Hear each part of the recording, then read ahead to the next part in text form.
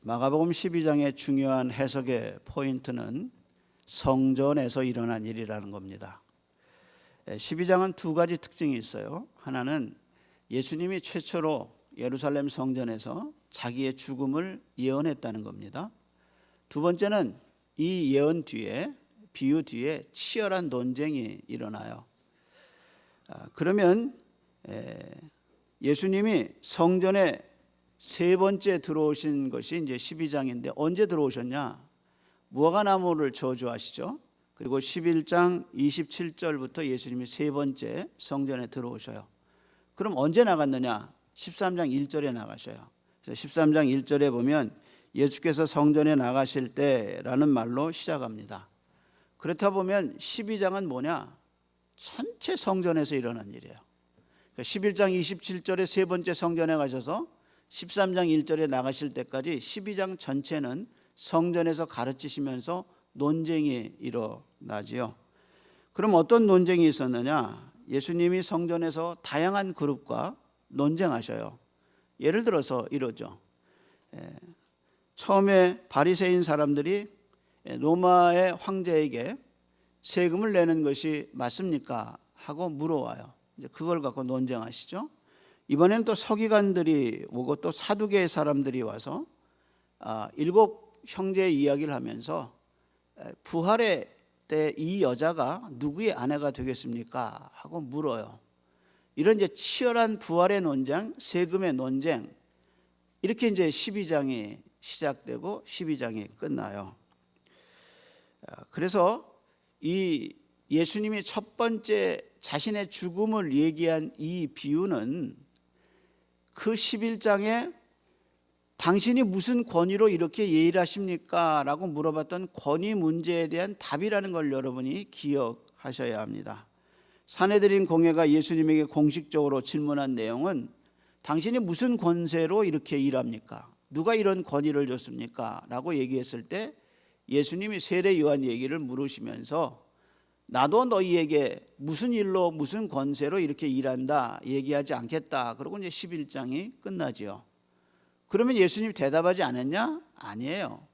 12장의 이 포도원 농부의 비유를 통해서 자신이 어떤 사람인가를 이 안에다가 표시하신 것을 볼 수 있어요. 그러면 비유의 내용이 뭔가? 이런 거예요. 한 지주가 포도원을 만들었어요. 그래서 지역 농부에게 그 포도원을 맡기고 외국에 나가서 살았어요. 그러다가 이 포도 수확기가 되자 주인이 사람을 보내서 포도원 배당금을 요구했는데 소작인들이, 농부들이 주인이 보낸 종들을 학대하고 심지어는 부상을 입히고 때로는 죽이기도 했어요. 주인이 마지막으로 내가 한 사람이 있다. 이 사람은 존대하리라. 그래서 자기 아들을 보내지요. 근데 그 아들을 인정해주고 잘해주기를 바랬는데 농부는 그 아들을 포도원 밖에 내보내서 포도원 밖에서 죽여버려요. 그래서 분노한 주인이 그 농부들을 심판하고 다른 사람에게 그 포도원을 주겠다. 이것이 이제 이 비유의 내용이죠. 우리는 먼저 여기서 생각해 볼 것은 이 포도원에 대한 주인의 애착이에요. 이 포도원은 시장에 나온 매물이 아닙니다. 시장에 나온 집이 아니에요. 시장에 나온 포도원이 아니에요. 그러면 그냥 돈 주고 사면 돼요.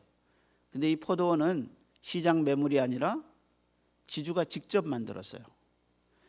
그래서 포도원 주인이 노력과 애정을 가지고 자기가 직접 땅을 사고 황량한 대지를 갈아서 포도원을 세워갑니다. 망대를 세웠어요.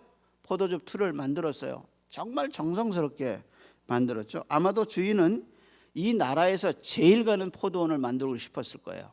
그래서 정성을 다해서 포도원을 만들었어요. 그래서 같은 비유인데 마태나 마가보다 누가는 좀 더 주인의 수고를 강조했어요. 마태나 누가는 뭐라고 말했냐? 이렇게 얘기했어요. 어떤 사람이 포도원을 만들었다. 그 포도원 둘레에 울타리를 쳤다. 그 안에 포도즙 트럽을 놓고 망대를 세운 다음에 농부에게 세를 주고 멀리 여행을 떠났다. 그러니까 울타리 세우고 대지 갖고 망대 세우고 포도원집 만들고 틀 만들고 이거 모든 수고를 다 했어요. 그리고 최고의 포도원을 만들어서 누구를 줬느냐? 지역의 농부들에게 넘겼어요. 잘 갖고 달라. 그리고 넘겼어요. 이렇게 정성을 기울인 포도원이 완성된 후에 어떤 이유인지 모르지만 주인이 외국에 나가게 됐어요. 그래서 맡겼어요. 그러다가 때가 되니까 소출받기 위해서 자신의 종들을 보냈어요. 그렇다면 열매 맺는 기간은 얼마나 필요했을까? 이런 예가 가능하죠. 레위기에 보면 레위기 19장에 하나님이 젖과 꿀이 흐르는 땅에 이스라엘 백성이 들어가면 나무를 심을 때 규칙을 얘기하셨어요. 이렇게 규정이 나오죠. 첫 3년 동안은 그 과일이 부정한 것으로 여겨서 먹지 마라 그랬어요. 첫 번째, 두 번째, 3년째 맺는 열매는 먹지 마라 그랬어요. 4년째는 그 모든 과일을 감사와 찬양의 예물로, 그 다음 말이 뭐냐? 나에게 바쳐라 그러셨어요. 그리고 5년째는 너희가 과일을 먹어도 좋다. 너희가 이대로 하면 너희 과일 나무가 풍성한 열매를 맺을 것이다. 나는 너희 하나님 여호와다. 만약에 레위기의 규정대로 이 사람들이 행했다면 포도원 주인은 포도원에 일정량의 포도원 산출이 날 때까지 모든 것을 공급했어요. 그러니까 주인은 포도원을 만들었을 뿐 아니라 5년간 이 사람들이 먹고 살 수 있도록 다 모든 것을 제공했다는 것을 우리가 알 수 있습니다. 이렇게 시간이 지난 다음에 주인은 포도원철에 농부 종들을 보냈어요. 바로 문제가 여기서 생기죠. 주인이 종들을 보냈는데 농부들은 그 종들을 때리고 모욕을 하고 심지어 죽이기까지 했어요. 그럼에도 주인은 어떻게 했느냐? 계속 보내요. 이것이 하나님의 인내고 주인의 인내죠. 그래서 이 과정 속에서 우리는 주인의 인내와 사랑을 알 수 있어요. 맨 마지막에 어떻게 했느냐? 이제는 내 아들을 보내야겠다. 그래서 아들을 보냈는데 농부들이 저는 상속자니까 죽이자 하고 아들을 죽였다는 거예요. 여기서 우리는 비유 해석의 권위자인 예레미야스의 의견을 좀 들어봐야 할 것 같아요. 왜 농부들이 아들을 죽였냐? 예레미야스는 법조문을 들어서 그것을 해석했어요. 이렇게 해석했어요. 농부들에게 소유할 수 있는, 그러니까 특정한 조건 하에서 유산은 누구든지 소유할 수 있는 주인이 없는 재산으로 강조해서 이 경우는 먼저 점유한 자가 우선권을 갖는다. 이게 무슨 얘기냐? 다시 말해서 농부에게 있어서 아버지가 안 오고 아들이 왔다는 것은 아버지가 죽은 거예요. 아버지가 와야 당연한 건데 아버지가 안 오고 아들이 대신 왔다. 그것은 아버지가 죽었거나 아버지가 거의 죽음 직전에 있는 거예요. 그러니까 아들이 온 거예요. 그렇게 되면 이 아들을 죽이면 이 토지는 미리 점유하고 있는 자기들의 권리가 주어지는 거예요. 그러니까 이 아들을 죽이면 그 포도원은 자기게 되는 거야. 그것이 바로 이 예레미야스가 얘기한 점유권에 관한 거예요. 그래서 진짜 땅 빌려주고 오랫동안 놔두면 나중에 그 땅 되찾을 때 아주 고생하는 걸 제가 주변에서 보기도 했습니다. 이런 조건에서 자신들이 이미 포도원을 점점하고 있기 때문에 법적으로 자신들의 소유가 된다고 믿었어요. 그래서 키를 쓰고 아들을 죽였어요. 우리는 이 정도 되면 이 비유에서 이 인물들이 누군가를 짐작할 수 있습니다. 예를 들어서 포도원 주인은 누구죠? 하나님이셔. 농부는 누구예요? 이스라엘 사람들, 유대인들이에요. 그러면 포도원의 경영을 받은 농부들은 유대 지도자들을 상징하는데 실제로 이 비유를 듣고 난 유대 지도자들이 뭐라고 그랬느냐? 이것은 자기를 향해서 한 얘기구나 하고 12절에 얘기하죠. 그래서 이렇게 얘기했습니다. 그들이 예수의 이 비유가 자기를 가리켜 말씀하심을 알고 잡고자 하되 무리를 두려워하여 예수를 두고 가니라. 자기에게 향했다는 얘기를 알고 있었어요.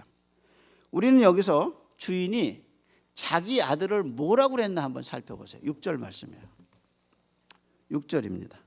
주인이 자기 아들을 보내면서 한 말이 있습니다. 6절을 보죠. 이제 한 사람이 남았으니 곧 그가 뭐예요? 사랑하는 아들이라 최후로 이를 보내며 이르기를 내 아들은 존대하리라 하였더라. 여기서 우리는 사랑하는 아들이라는 말을 기억하셔야 합니다. 언제 이 말이 쓰였느냐? 예수님이 세례받을 때 하나님이 세례받는 자기 아들을 향해서 이렇게 얘기했어요. 이는 너는 내가 사랑하는 아들이다. 그리고 한 말이 내가 너를 기뻐하노라.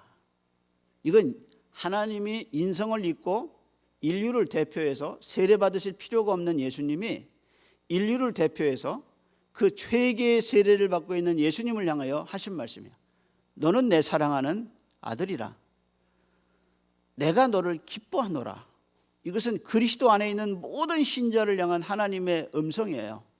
그래서 하나님 우리를 사랑하셔요.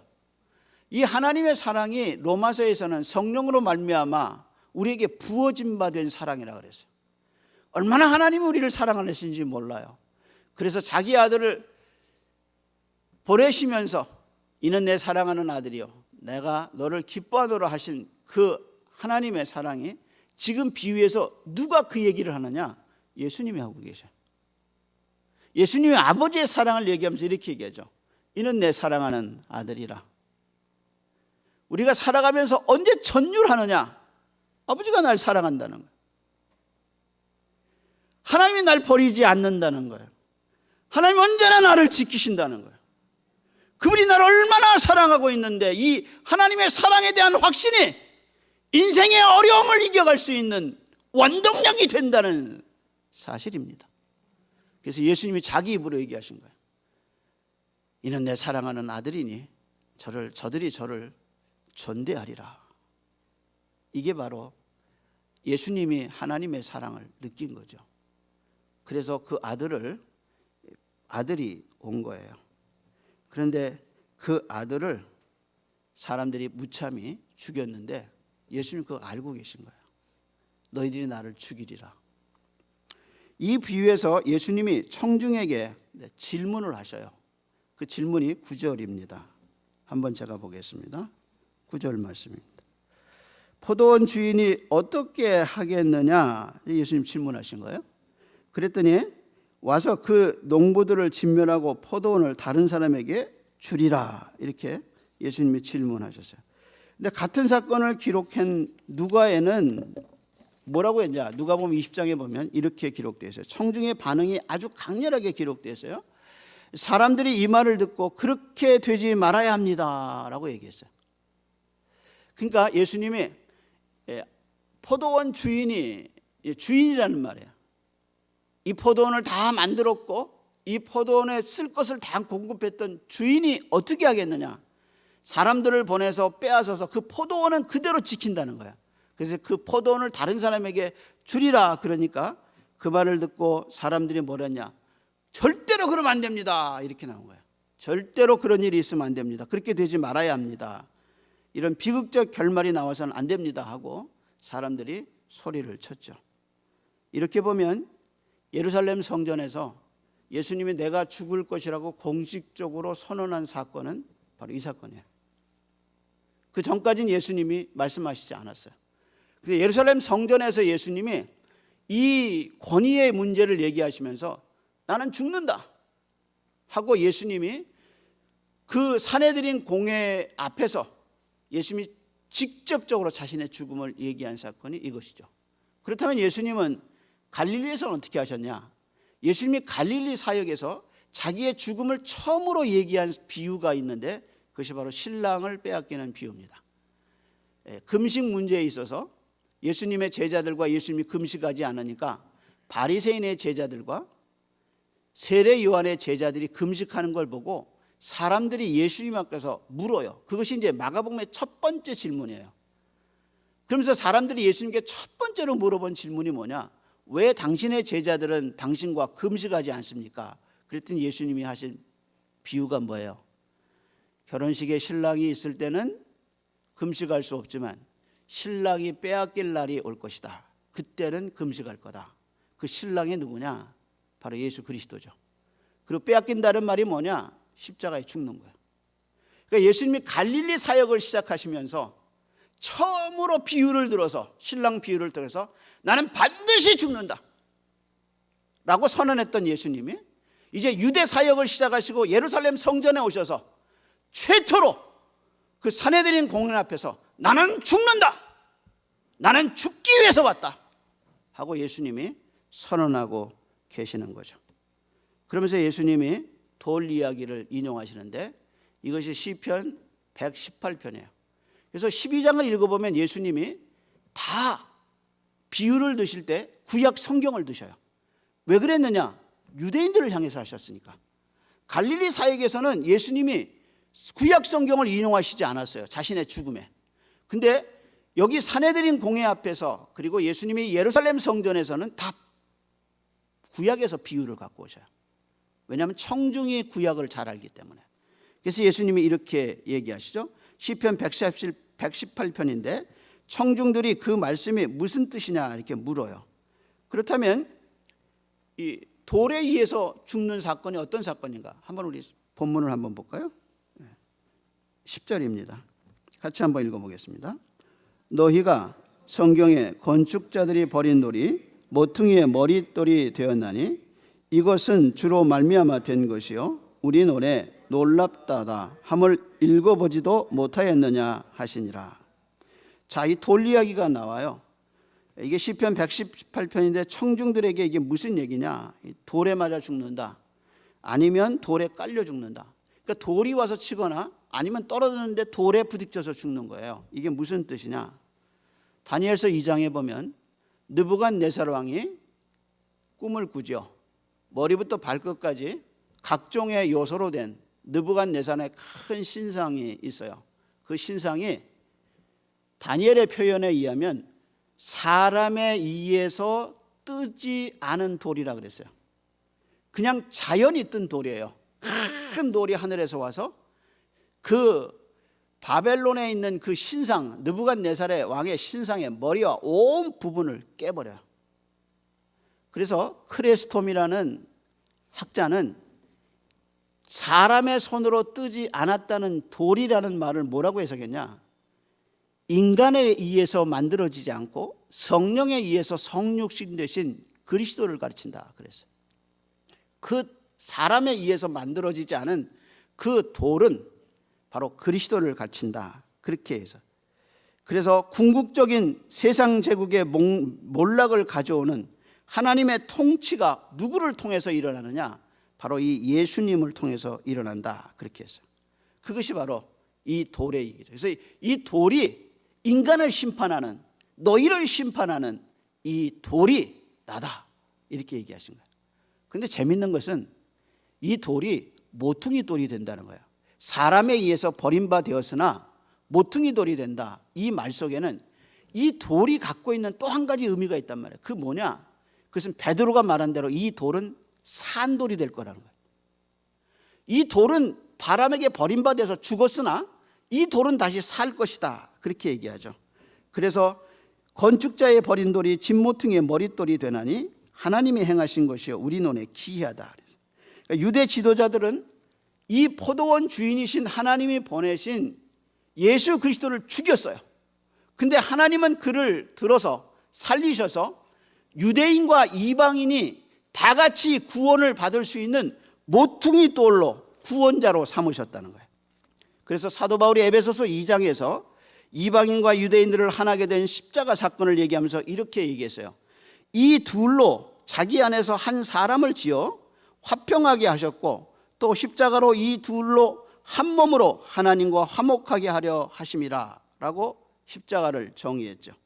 그러니까 예수님이 이 성전에서 자신의 죽음만을 얘기한 게 아니라 자신의 부활도 얘기하신 거예요.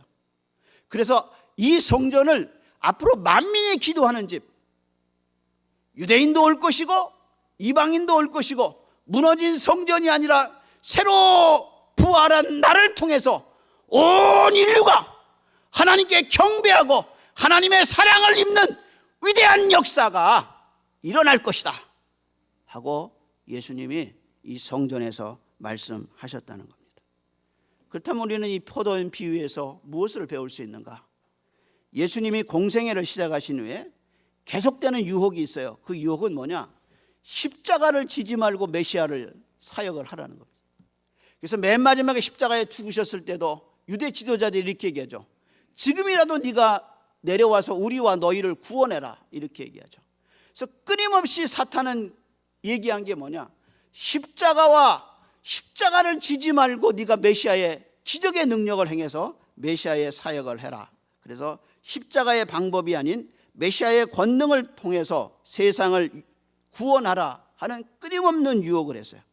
근데 예수님은 출생부터 시작해서 죽으심까지 십자가는 자기의 것이에요. 왜냐하면 십자가가 아니고는 인류를 구원할 방법이 없는 겁니다. 그래서 예수님은 끊임없이 자신의 죽음을 처음부터 마지막까지 십자가와 그분의 부활을 통해서 세상에 죄사함을 주고 세상에 평화를 주었어요. 따라서 우리가 정말로 잃어버리지 말아야 할 것, 정말로 붙들고 살아야 할 것은 예수가 나를 위해 죽으시고 예수 안에 하나님의 사랑이 나에게 끊임없이 부어진다는 이 하나님의 사랑에 대한 확신을 오늘도 붙잡고 그 사랑에 붙잡혀서 가는 여러분 되시기를 소원합니다. 기도하겠습니다.